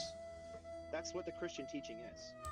And so, or at least what the New Testament says. I can't speak for any other sect of Christianity or denomination, but I think that why would we need Jesus? If Jesus is who he says he is and he's God's messenger, let's keep it as minimal as possible, and God backs what he says, and he says, hey, how do we bring about redemption? We obey God's commands. What are God's commands? He gives the 2 greatest commandments, etc. I think that Jesus saw obedience as a way to bring about the end of the world, or redemption, not end of the world. That's a wrong way to think about it, but redemption to humanity. And and so that means loving your neighbor as yourself, loving others, loving your enemies, which is, a huge, great moral virtue. And I think by doing this, we can change the world and eventually the universe.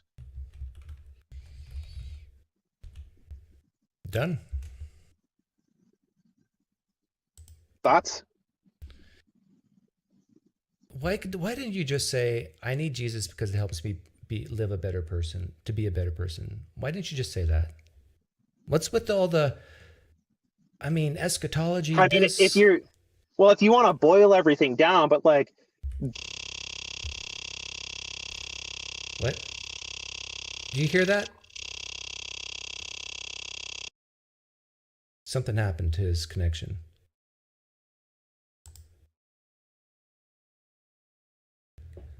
I tell you, am I this weird? Am I so different than other people that when I hear someone just go on for like 2 minutes on a simple question like, why do you need Jesus? Please just say, it makes me a better person.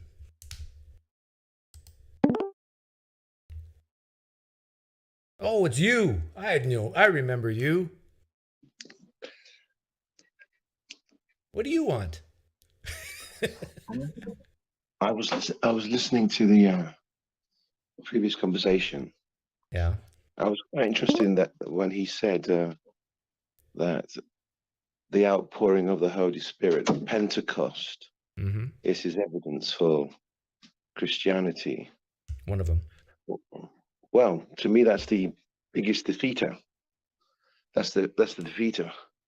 Because of course, Christians don't agree, and especially in Luke Acts as well. He pointed to Luke Acts where this happens. When of course in Luke Acts we've got Paul disagreeing with the apostles. So, well, where was the Holy Spirit there? I see when what you're you've got saying. disagreement, we've got disagreement with Paul and the. They might say the Holy Spirit hadn't come yet. So all the disagreements went away after the Holy Spirit came. No, that it came before Paul was around, wasn't he? Paul's mission was after the. No, you understand that Christians don't find that as the defeater. They'd say, well, there's disagreements amongst Muslims, there's disagreements amongst atheists, there's disagreements. People will have different views. Isn't the Holy Spirit supposed to guide you into all things? Yeah, all truth. Yes. It's supposed to all truth. So how comes that Paul and the James and Peter disagreed about, and he was forced to. They forced him to take the Nazarite vow. I agree with you. Because eats eating. I agree with you. I know you're a Muslim, and on this topic we're agreed. I just wanted. I'll let you have the last word. Wrap it up. I could go away now, but to me, his biggest evidence is his biggest defeater. I agree with you. Take care. If you want me to pop off now. Yeah, I got a guy named Greg who wants on. Take care. Is Greg who I just talked to?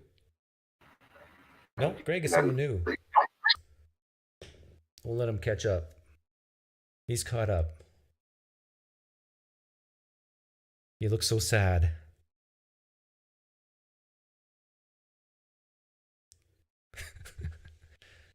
Turn off your tab, Greg.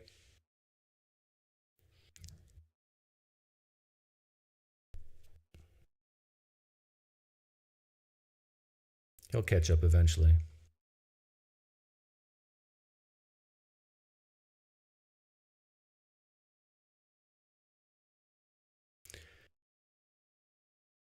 You ready now, Greg?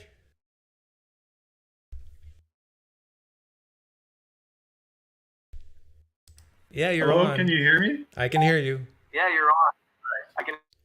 But you need to I have a turn very off crappy the other computer. tab.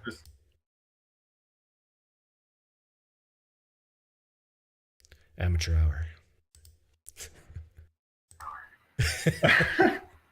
Yeah. All right. So hi, PineCreek. This is my second time ever watching any of your videos. You're An Canadian. atheist friend of mine showed it. You're Canadian. I am Canadian and I'm a Christian, Protestant, right? I got a good ear for accents. My atheist friend showed me this channel. I watched the video. It looked pretty interesting. But Greg, I don't think it's going to work because there's like a 5-10 second delay. Like a 5-10 second delay. Oh, okay. You know what? Maybe I'll try again on a Google or a Chromebook, but I'm not sure if it's going to be any better. Okay, you can give it a shot. Okay. I'll let you go. But oh yeah, I can hear that Canadian accent a mile away.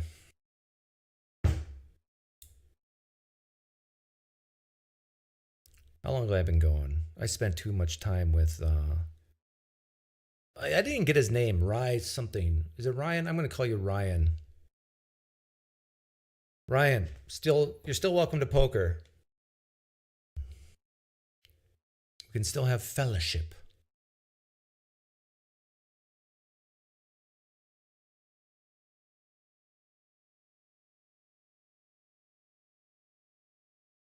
But I think I'm going to wrap it up.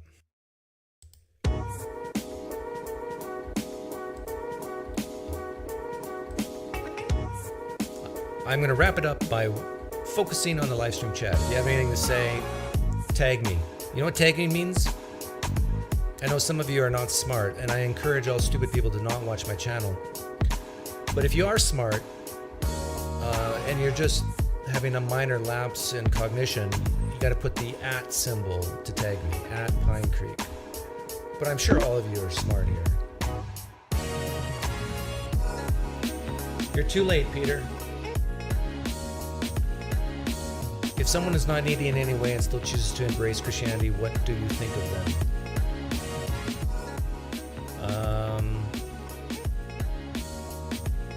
Depends on why they choose it, but live and let live. Depends on the version of Christianity. If they're like a terrible version of Christianity, then I will cause doubt in them.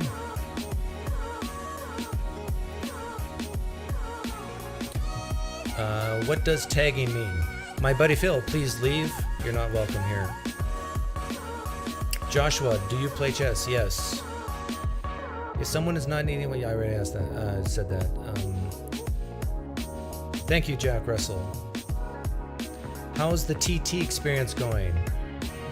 TikTok? So far, so good. I hope I get up to 1,000 so I can pull live streams or do live streams there to get people.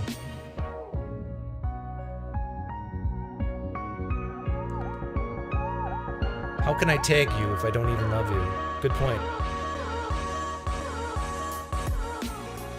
Was there a Testify private conversation that was mentioned in the comment to the video about him? Yes. We did talk privately via DM on TikTok. Well, he talked to me. I didn't talk to him. And let's just say he reminded me a little bit of Braxton Hunter. He's way more emotional than I am. He's way more sensitive, I should say, than I am. He's way more caring than I am. I'm complimenting you, Testify. I'm not bashing you. I'm complimenting you. I'm just saying you shocked me a little, just how good you were with your sensitivity. What's more likely, Jesus rose from the dead or the earth is flat? Jesus rose from the dead. Thoughts on Federer retiring? He's retiring? Sadness is my thoughts. If you're right wing, why don't you support conservative Christian spreading? Because I'm a big believer in separation of church and state. I do not support theocracy in my administration. Now it depends. What do you mean by conservative Christianity spreading? Doug, when is the official Jay Dyer debate call-out going to happen? I don't care about Jay Dyer. He means nothing to me.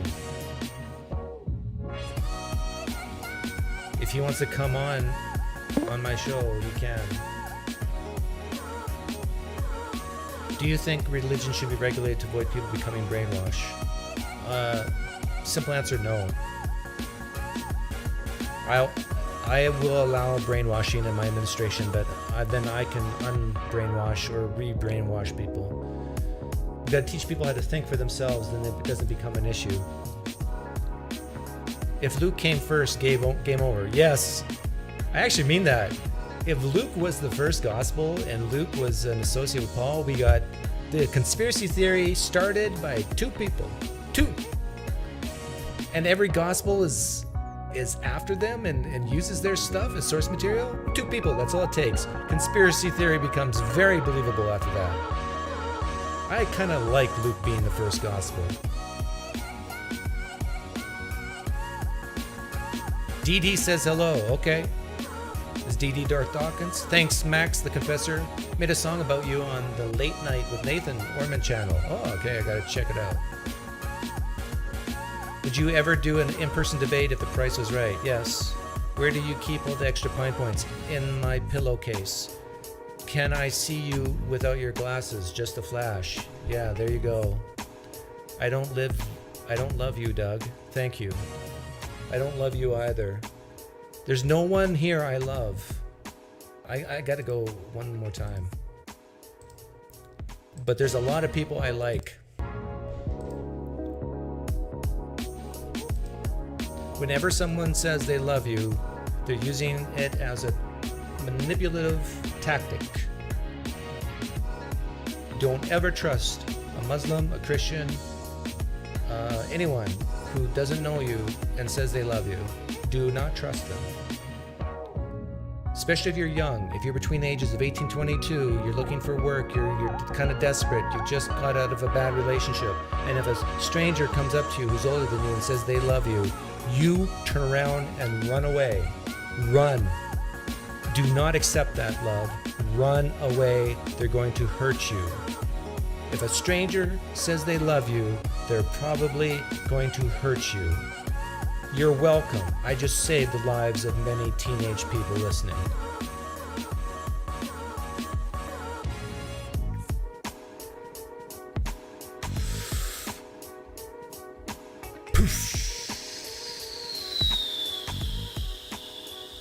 I only love Doug for his body. Well, now that is a good reason to love me.